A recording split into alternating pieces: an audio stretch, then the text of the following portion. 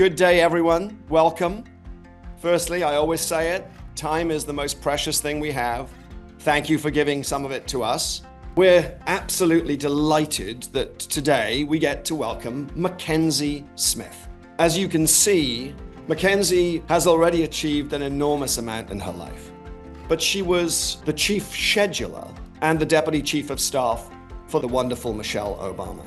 Mac was thrown into this environment younger than most, perhaps not young for the White House, but certainly the level of responsibility that she had. So Mac, great to have you here. Thank you. I'm pumped to be here. Alex, great to see you. Good to see everybody. How on earth did you get this particular gig at the White House? Why?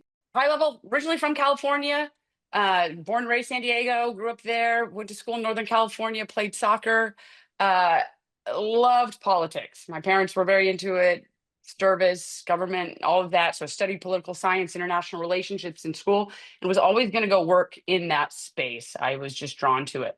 I definitely was like, oh yeah, I got to go be a policy person. Let me go be good at something. Education, something. I'm going to go be good at something. I went to a policy shop and I was like, I'm not gonna be good at any of this. This is all really boring. So I ditched the policy shop. I went and worked on a number of different campaigns around the country, got a job on the Hill in Washington, D.C. So when I moved here was a job on the Hill.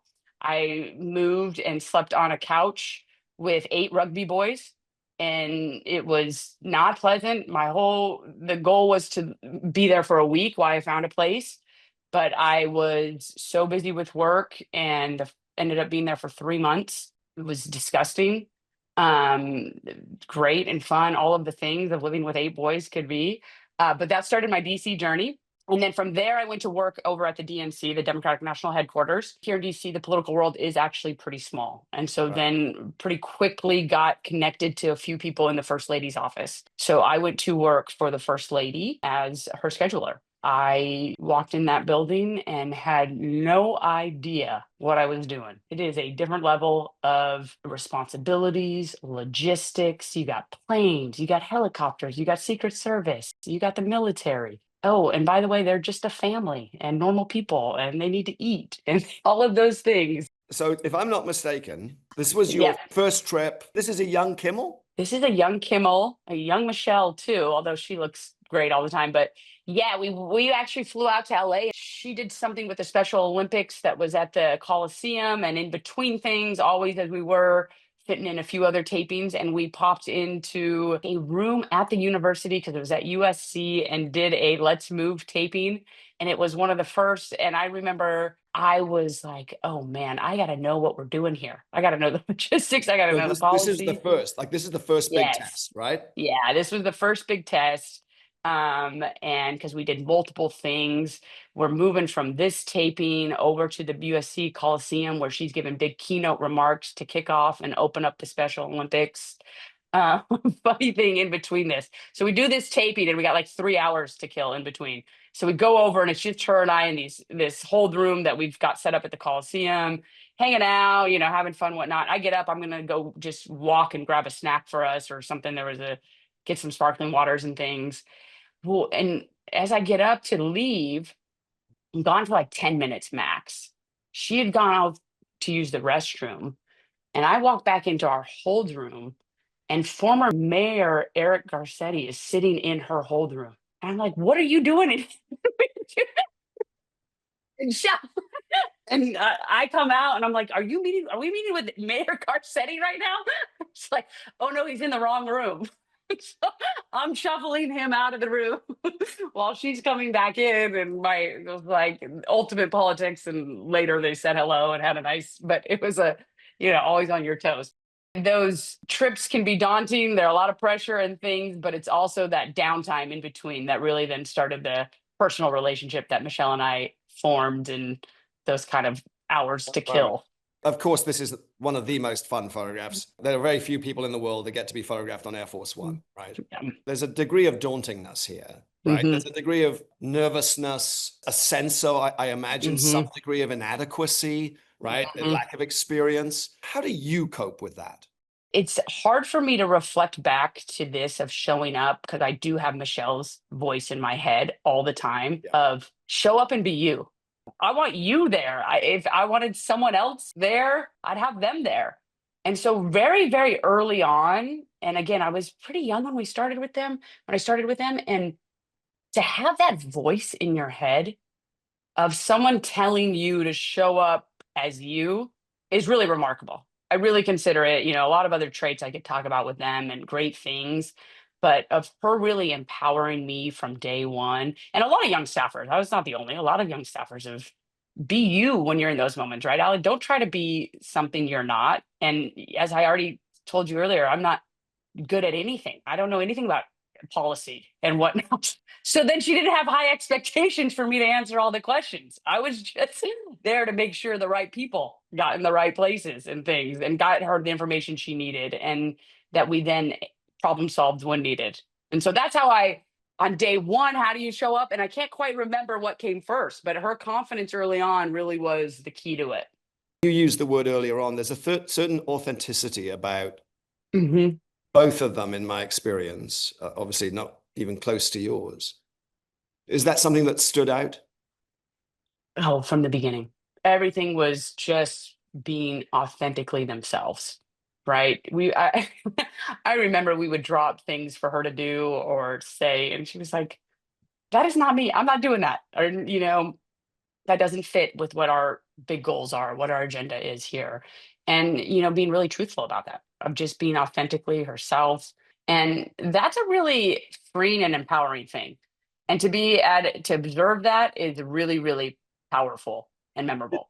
I want to ask a shallow question, then I want to ask a Mhm. less shallow question. The shallow question is, I can only imagine it's just exhausting though to show up Oh, to so many yeah. people and constantly. You're on show Mhm. all the time. I mean, it must have been exhausting. Alan, it's a really good point. Absolutely exhausting, right? The pressure and wherever you stand, whatever you believe, they did it with a high level of grace. They did it with a high level of being prepared, ready for the moment. They were on the right side of ethics. We did it the right way. And that's not by accident. That takes a lot of work. Let's just switch a little bit to the fact that you are a working mother and you have an extended family. There are not many of us who have had the president and the first lady appear at their wedding. And I will say I had the privilege of being there that day, and it was pretty extraordinary when they walked in. I should shut up and let you tell this story. We did a little bit of a surprise wedding. I think probably some people knew something was going on, but we were having a big party. And then we used So, that Matt, can we as just say, when you say surprise, we didn't know you were getting married until you walked in. Okay, that's the kind of surprise we're talking about here. we did, and we were lucky enough, leading up to it, kind of the week before. I sat down with Michelle and BL and told them what we were doing, and they were like, "How could you have not told us? Of course, we will be there." So they knew they were in on the secret before my parents knew. So that is, but we had to make things happen. So they were there. We became very, very close. Right? You're spending hours and hours in this pressure cooker. You're traveling international, you're going places, you're jet lagged, you're tired, all of these different things. These people do become your family. Oh, these are great. So the gentleman on the far left is my brother, Alex, who played professional football for about 15 years. This is when he was in Kansas City. We had a trip there. And so him and his family came and met us, which was great. So fun. Him and the president later became pretty good buds and still golf. Talk about a high performing family. Wasn't he the first draft? Yep, he's the number one pick overall in the draft. Yeah. What has he taught you? That's the highest level of performance, right? Mhm. Yeah. One of the toughest sports in the world. We were a sports family growing up, so lots of sports, as you know, that soccer, all that good stuff. And Alex never had it. Like he was just an unathletic. He No. was 5'2". My parents were always telling him, "You got to run cross country. You can't do you've got the brains. You're not gonna ever mature into anything." They were trying for the Ivy Leagues. He grows a little bit in high school, so he's probably 5'10" when he graduates high school. He gets one scholarship offer, University of Utah. The other schools that wanted him were the Ivy Leagues, and my parents were desperately trying to talk. They're like, "You were making a terrible mistake And then my mom tried to take the financial approach. This is financial suicide. You're gonna never make any money. And so, but then so he went to Utah on his one scholarship. He worked very, very hard. He overcame it all. He grew a bunch. He had some great coaches around him. He was the fortune of some good timing with Urban Meyer coming in, and then went on and was the number one pick. He faced a lot of adversity in that first go around with the Niners. A lot of pressure coming off that, and then went on with great success. Had some injuries and overcame those too. I think to your question, Alan, what has he taught me? I think two things. One, you got to work hard. It's just, in whatever you're doing, and it is the cheesy and old saying, but you just got to do the work. So true. He was, first in, last out. And then I think the lesson that I probably really enjoyed learning, and I was reflecting now, was the same, kind of ties back to a little bit with the Michelle, is being authentic. He was thrown into that first round pick. He's 19 years old. He is, as you've met, not a yeller. He's not a screamer. He is not the leader out on the field screaming in guys' faces when they mess up. But early on, coaches wanted him to be that. He got his early coaches when things aren't going right, or you're not emotional enough. You're not this. So they're yelling at him to start yelling at people, and he's young, he's trying to figure this out. And I think watching him really not give in to that, like, really, and it took probably a couple years in there to really sink into his own skin and be a phenomenal leader, a really great mentor. I mean, he was put up in some interesting situations where younger quarterbacks coming along, and he mentored him. He opened the door. He said, "Come watch film. Come, let me tell you all the tricks of the trade. I'm not going to scream at you. I'm going to be me. I'm going to do it the right way." And so, really watching that out, like in a spotlight too, right? Because American football, whether love it or hate it, it's in the spotlight. And so, All the doing that time. with the spotlight of just being you and being off, doing things the right way and showing up was it continued, and still to this day continues to inspire me of how I show up every day. You sort of both found yourself. We talk about finding Mm. ourselves as human. You particularly have this sort of natural ease. And of course, you've been surrounded by some pretty serious moments. How have you found yourself? Yeah, that's a good question, right? Well, first, I was raised by two great people. I have like an awesome, awesome mom and dad, and then great siblings. Alex was this. Um, and then, how I have found myself, Alex, trying, trying different things. Tried the policy route. That was not for me. Trying different things on the Hill, trying this. And then, I cannot tell you, and I know I'm repeating earlier what I said, but having a mentor of Mrs. Obama's status so early on, telling you to be yourself, telling you to, no, when you're at that meeting, don't try to be that person. Don't try to ask their questions. Ask your questions. Come come with your background, with your experience of what you brought and what you bring to the table. Early on in the red dress on the plane, just sitting next to her, being next to her, briefing her on trips. Here's what we're doing. Here's the plan for the day. And, really trying to do that, bringing some fun into it. I always like to give her a hard time on those briefings and throw some curveballs at her and keep her on her toes. And then it's a good counter to, when we left the White House during the pandemic, we were still recording podcasts. And so there was a small little team of us that were setting up microphones, recording conversations. This one, I think, is in their basement, just making it work. And they were trusting us to do these and making these decisions. As you stayed with her Mm-hmm. and you got to know her, is there a danger that there is a line where, you talk about being family, Mm-hmm. right? Yeah, Where's the line? I And I know. think this is when you started working with her post the Mm-hmm. White House, right? This is the Yeah. book tour. Where's the line, Mac? I'll tell you a funny story real quick about her and I's relationship, and then you can tell me that what a bad judge I am on trying to draw a line. But I am 8.5 months pregnant with my first. So this is right before the holidays in December. Um, we had finished the book tour. We had done these things. We had kind of been a quiet few months, and I was not feeling value added to her. So I went over to her house and I told her, I was like, you don't need me anymore. You've got a big enough team, what you're doing, this direction, that direction. And she looked at me, she's like, are you at 8.5 months pregnant trying to come and quit on the couch in my room? She was like, you are one of the, and I needed a pep talk. I was having a moment, Alan. I mean, my feelings of this and what I'm going to do. I'm going to become a mom and be on leave and be replaced. You know, and so I only bring that up because the line was not a good one of me going to my boss to tell me that you should not quit your job, that you should stay and be a part of this. But what I think it's interesting because there should, all jokes aside, right? Like, what is the professional workplace? They are your boss. You should show up every day. But, I was lucky when you have good people that are empathetic and see you as humans.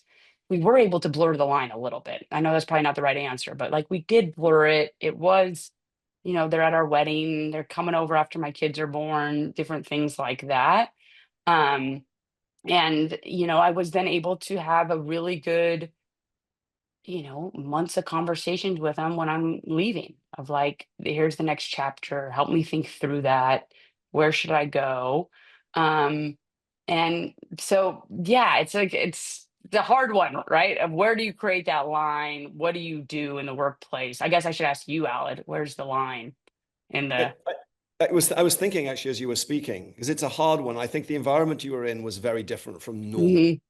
Yeah. right? And therefore I don't think there's ever a way you can judge that moment. I think for me it always boils down to one word, and that is trust. Hmm. And we have a greater understanding of each other as a result. Now, Yeah. so this leads me to, what was it like in the pressure cooker of the White House and moments of utter Hmm. seriousness, overseas trips, just Yep. moments of anguish, difficulty? How was it? I say the word pressure cooker because it was. I mean, for good and bad, you walked in those and it was on the good side, it was so much pride. America is great. The White House is such a cool place. Secret Service agents walking around with big guns. There's big SUVs everywhere. You're driving through streets that are closed. You're going in the back door. You have so much pride. Every day it was like, do not mess this up. And I knew that was how they felt too, right? So then you had that do not mess this up for yourself, do not mess this up for them kind of thing. But so that you want to be able to strip some of that because having so much pressure and anxiety is not healthy, right? So having two people, Michelle and the president, who were very kind and funny, actually really took a lot of that away pretty quickly, right? So we had a lot of meetings, Alid, that were very fun, prepping for things, very serious. There are no two humans on the planet that are more prepared than those two, right? Going into any meeting, any situation, any event. So you had to do your work. You had to be up late reading this, reading that. And then it was just filled with so many pinch me moments. One of the big jobs that I had was before the first lady or first family went on a foreign trip, we would do a pre-advanced trip. So we'd go over ahead of time, usually about a month ahead of time, and you're meeting with the foreign dignitaries, their leaders, what's going to happen, what are we going to do, where are we going to go, what are we kind of trying to announce, what are we trying to accomplish with this trip, all of the different things, all the way down to what weapons is our Secret Service bringing in to protect them? What cars are we bringing in? How's this all going to go down? Your country doesn't let anybody bring guns in, so that was always a interesting negotiation. But one of the first trips we went on, we went over to Qatar. I hope Alan, did I say that right? It's Qatar. You're absolutely right. If Yeah. anyone's going to know how to pronounce it, it's you. Yeah. So we went over, and it was one of my first trips over there. And we're leading a big delegation of our staff meeting with the royal family staff. Obviously, it's a complicated relationship, and most countries are, but this is extra. And so we get off the plane. I've met with this three-star general, is at the bottom of the staircase, greeting me, greeting us. We go, get in the cars. We go straight to a meeting with the royal family's leadership team. And so it's their right hand, right woman, all of these people sit down. First, you would love the shock that they had that a woman was sitting down leading this meeting. So that was the nice that they showed. But what I will say is, I was very underprepared for that meeting. It Ah, was like a moment of, whoa, you probably got a little too big for your britches in this, and you're not ready for this meeting. And I realized that pretty quickly because they had their head policy people. I did not have the right people on our side manifested in the meeting, and things they wanted to accomplish in that hour and a half, we weren't going to be able to. So how, one, realizing that, and then I think one of, how can we pivot out of this situation really quickly and without looking badly and sane and so one, don't make that mistake again. That was a really, really hard lesson learned of and just let me ask you, come. why were you underprepared? Honestly, Alec, there's a whole briefing book I should have read on the way over. And I didn't, it was just, I skimmed it, asked some questions, didn't, should have done, kind of approached it like it was a regular day on a regular trip of things I'd heard a bunch of times. And it's not between our base there, the relationships, World Cup stuff was like it's a complicated situation that takes some real research, not a 5-minute cram as the plane is landing. Were there any other moments that you found difficult, not because of a lack of preparation, not Hmm. because of who you are, but just the very nature of what you were dealing with? Yeah. And how did you cope? You know, I think some of the hardest days were we had a plan, we had worked really hard for it, and then tragedy strikes, whether it be natural, mass shooting, whatever, tragic death of some sort. Um, and in that meeting moment, you kind of want to be like, all my hard work, make it about yourself, my hard work. Oh, we were working on months for this event or this thing and this and all of this. And you really quickly at that level realize, wow, get some perspective. Something terrible just happened. People's lives were just turned upside down. How can we pivot and go and play the role we need to play in this moment? Where should she be? What resources can we send? What should we be doing? Who do we need to be helping in the different administrations? That happens, more than you would like it for whatever reasons. But that again started at the top with them. It was never a or me moment when something tragic happened. It was a roll up your sleeves. What can we do? There's been a theme in every single one of these conversations, and either I've brought it up or the guest has brought it up. And Mhm. it's now two words that I don't like using. And I try now in my day-to-day life to never apply Mhm. these words. You know what's coming? It's the words imposter syndrome. Mhm. And I Yeah. have heard those words more, and I'm going to be very honest, more from female colleagues than from male Yeah. colleagues. And I'm pretty sure that my female colleagues would say, yeah, that's probably the truth. Did you or the First Lady ever discuss or refer to that? I'm going to call it an issue with a small I. Yeah.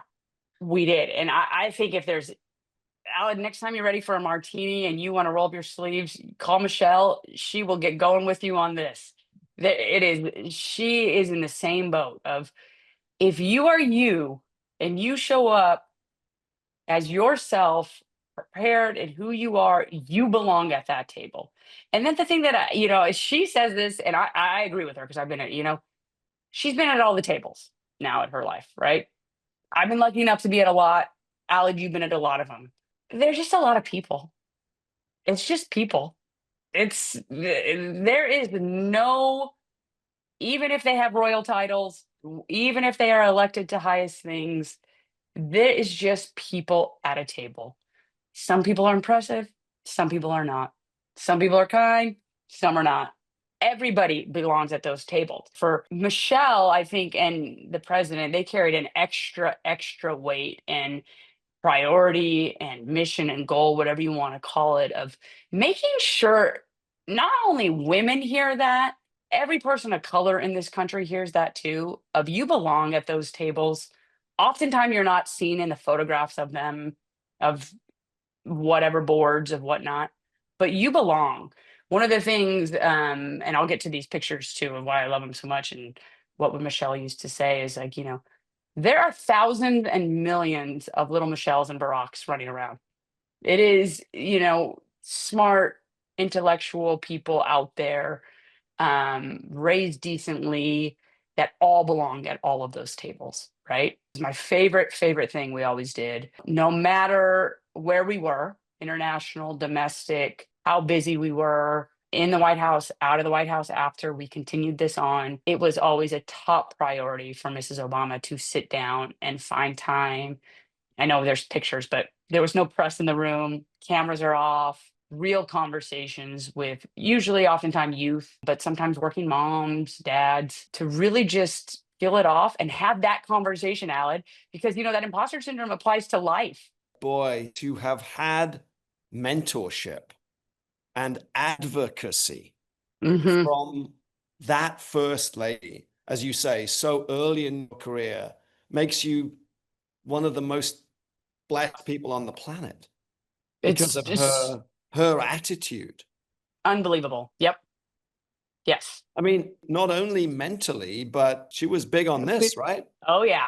We loved to work out. I think one of the times she was the most mad at me or ready to get me off is when I beat her at dodgeball.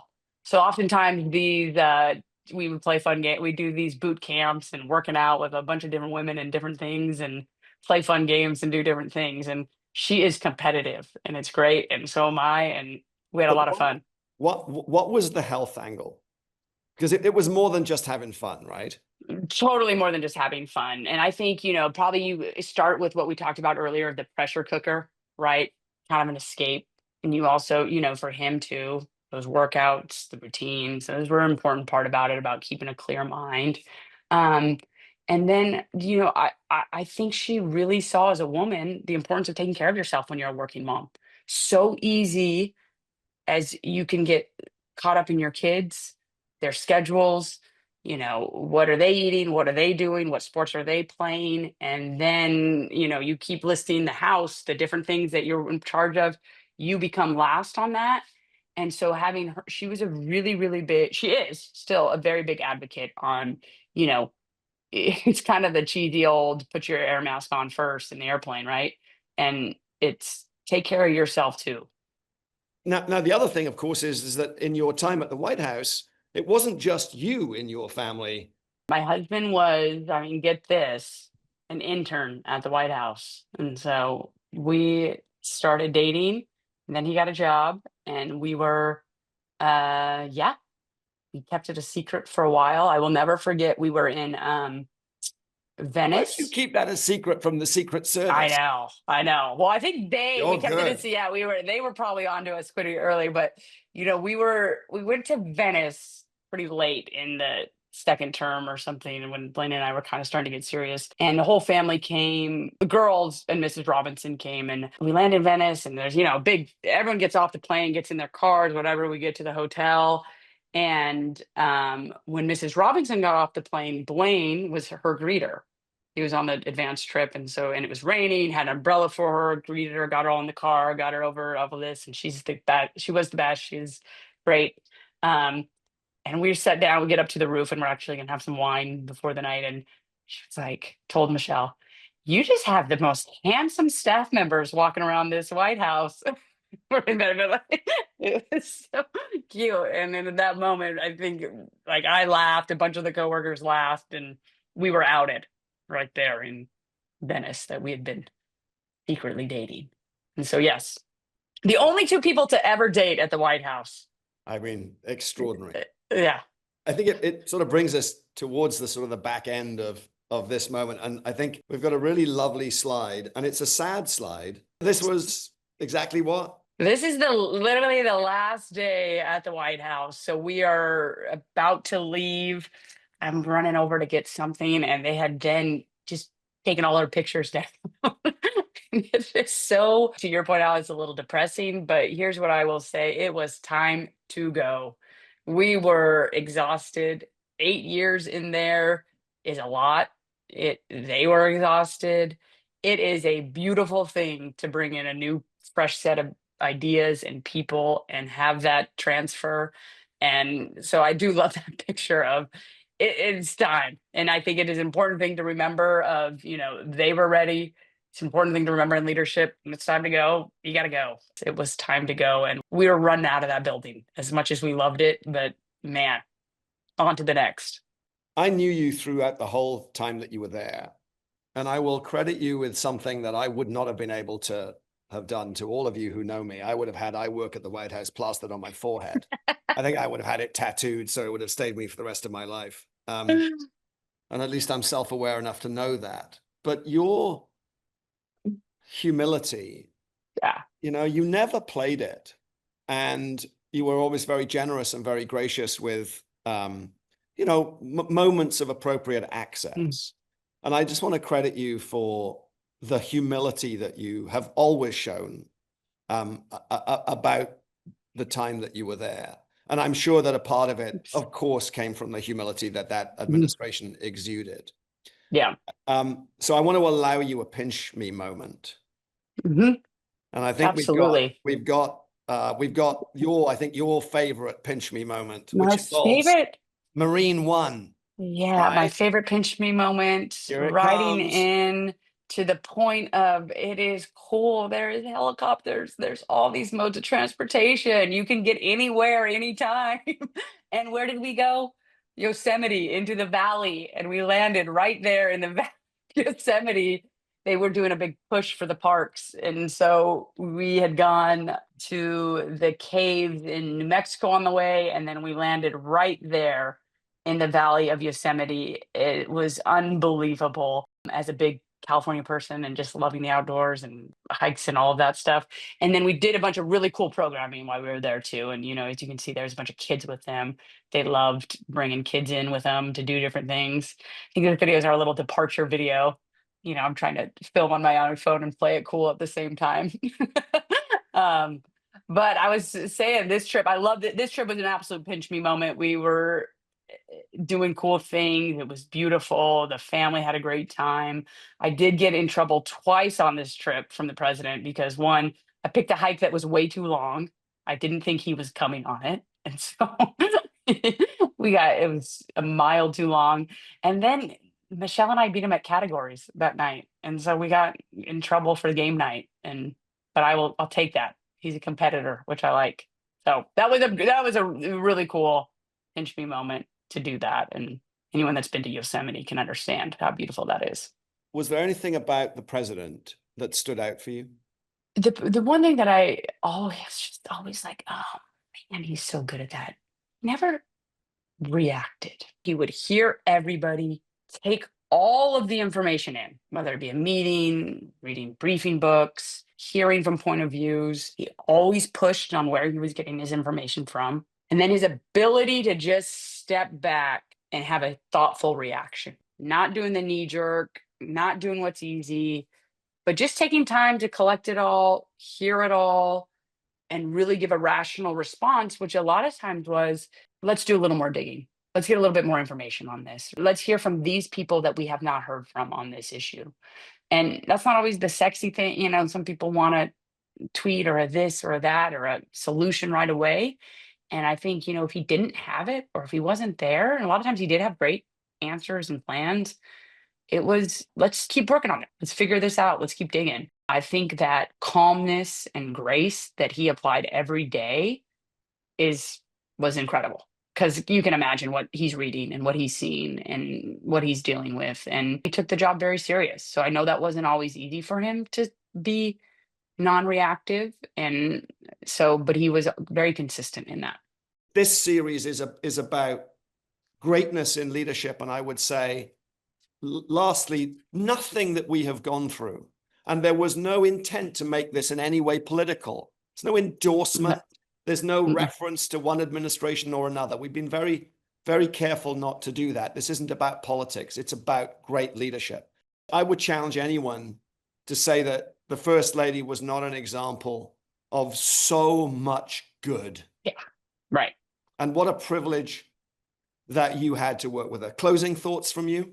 First, I will say, I think one of the most important things is great leaders realize in doing things like this is important, right? Having these conversations, being open to what people have to say, hearing about it, and furthering the conversation. So I would commend you for doing these. Thank you. I really enjoyed talking. You know, we could go on for hours about more stories and things, but I know there's work to be done. Mac, on behalf of Intellistack, all of us, thank you for being so fun, so engaging, and for touching on stuff that just is so important. Thank you for your time. Alec, thank you. Thank you, guys.